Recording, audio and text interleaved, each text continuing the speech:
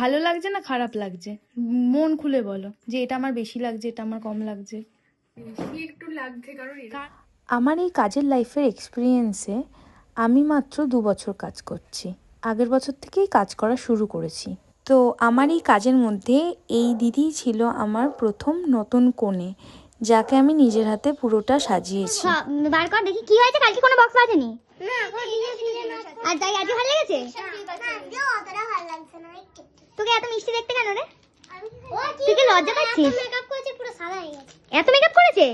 তুই আমার গালটা ধুইয়ে দেখ, আমি মেকআপ করেছি নাকি?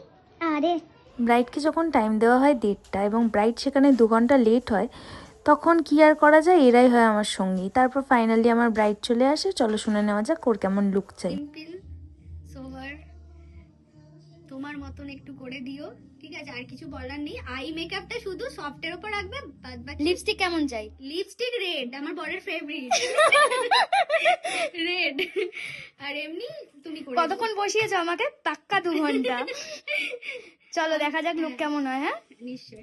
আজ আমি দিদির মেকআপটা একটু ডিউই ফিনিশ লুক করার চেষ্টা করেছিলাম, কারণ এই উইন্টারে আমাদের সবার স্কিনই ড্রাই হয়ে যায়।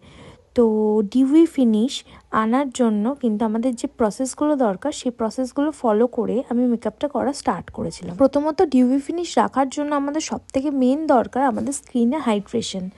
বাট দিদির স্কিনটা এতটাই অবস্থা খারাপ হয়েছিল যে দিদির স্কিনে একটুও হাইড্রেটেড ফিল লাগছিল না, যার জন্য আমি দিদির স্কিন প্রিপারেশনটাকে খুব মন দিয়ে করেছিলাম। প্রথমে হাইড্রেটিং স্প্রে, প্রাইমার, এমব্রালিস ময়শ্চারাইজার, দেন স্ট্রোব ক্রিম, এই সমস্ত কিছু দিয়ে আমি ভালো করে স্কিনটাকে প্রেপ করে নেওয়ার পরে আমি মেকআপ প্রসেসটাকে স্টার্ট করেছিলাম। আমাদের একটা ফ্ললেস বেস আসবে তখনই যখন আমাদের স্কিনটা একটু হাইড্রেটেড থাকবে। যখন নিজের ভিতর থেকে গ্লোটা বেরোবে, তখনই মেকআপের মধ্যে দিয়েও গ্লোটা আমরা দেখতে পাবো। আর একটা ডিউই ফিনিশ বেসের মধ্যে সবথেকে বড় মেন ব্যাপার হচ্ছে খুব গাদা গাদা লেয়ারের ফাউন্ডেশন না ইউজ করে একটা সিম্পল পাতলা লেয়ার ক্রিয়েট করতে হবে।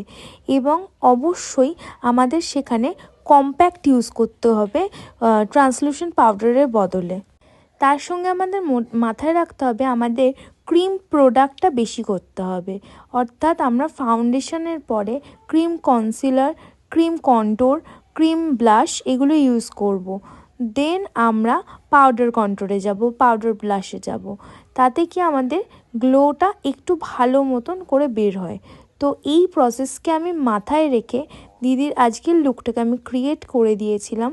তো আফটারঅল দিদির মেকআপটা দেখে তো প্রথমে একটুও ভালো লাগছিল না, দিদি বলেছিল, বিকজ দিদি কখনো এত হাই লুকে সাজেনি। বাট আমি মাথায় রেখেছিলাম যে দিদির স্কিন টোন বেশ খুব বেশি হাই করলে হবে না, একটা মিনিমাল ব্রাইটকে যেমন দেওয়া যায় সেই অনুযায়ী আমাকে রাখতে হবে। এবং হেয়ার স্টাইলটা দিদির পছন্দ মতন রাখার চেষ্টা করেছিলাম, যে দুদিকটা একদম নর্মাল করে একটু ফুলিয়ে দিয়ে চুলটা বাঁধতে হবে, যেটা দিদির মুখের সাথে মানাবে। দিদি সেদিনকে কল টাইম ছিল 2টো, কিন্তু দিদি সেদিনকে গায়ে হলুদ ছেড়ে এসছে 4টে। তারপর স্নান ফান করে দিদি এসে পুরোপুরি ফ্রি হয়ে বসতে বসতে পাক্কা 4:30। তো দিদিকে আমার 6টার মধ্যে ছাড়ার কথা ছিল, কিন্তু বাড়ির লোক এদিকে অন্যবরত দিদিকে ডেকেই যাচ্ছে। আমি 2 ঘন্টার মধ্যে যা হোক করে নিজের হাতে ব্রাইড কমপ্লিট করেছি। চলো রিভিউ নেওয়া যাক এবার ব্রাইডের কেমন লাগলো। যেরকম চেয়েছিলে পেয়েছো তো? একদম।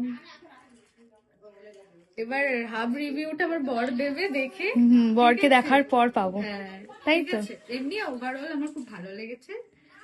সব থেকে বেশি কি ভালো লেগেছে? চোখটা, কলকাটা, ঠিক আছে, আর সবকিছু ওভারঅল একদম গুড।